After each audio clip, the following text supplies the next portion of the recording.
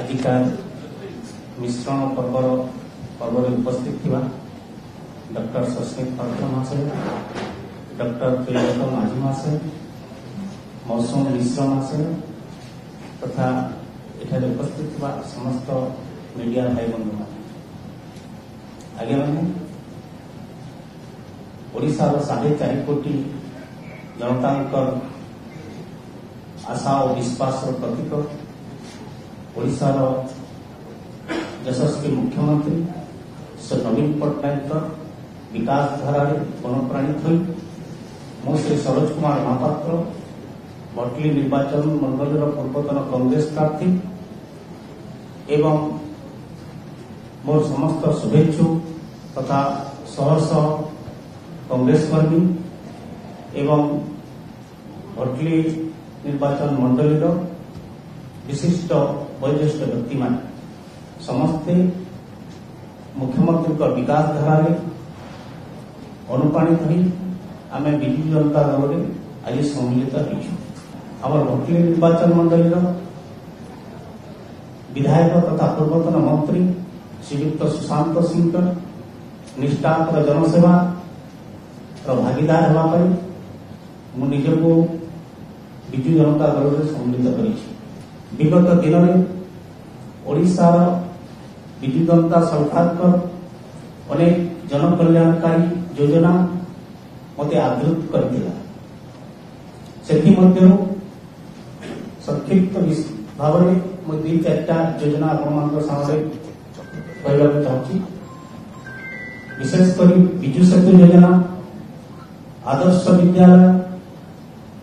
विजु स्वास्थ्य सेवा कार्ड और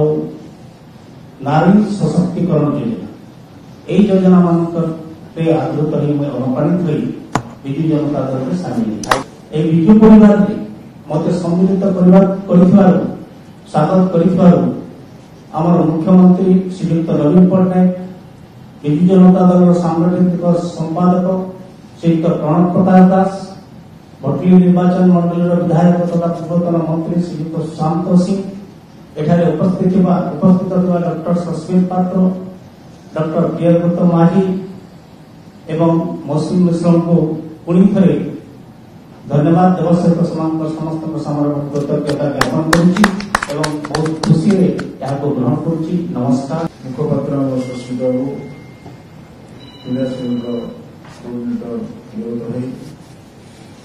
आज आम सागर जोगदी कांग्रेस दल वरिष्ठ जो नेता थे श्रीयुक्त राजकुमार पाणिग्राही, श्रीयुक्त प्रेमानंद जटी, श्रीयुक्त हरिहर साहू पात्र, नित्यानंद साहू, ऋषभ प्रधान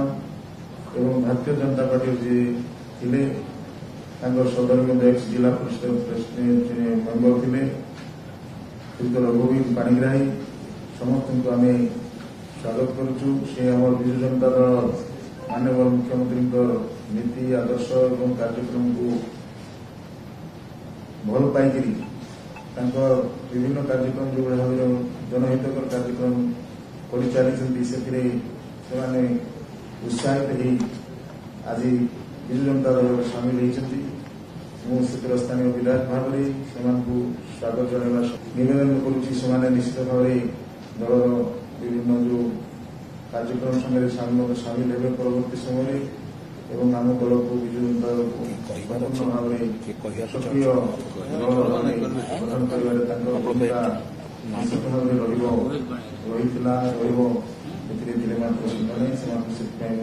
साधुवाद जनाऊँगी एवं आम दल मुखपात्र श्रीयुक्त पात्र, श्रीयुक्त माझी समस्त माननीय मुख्यमंत्री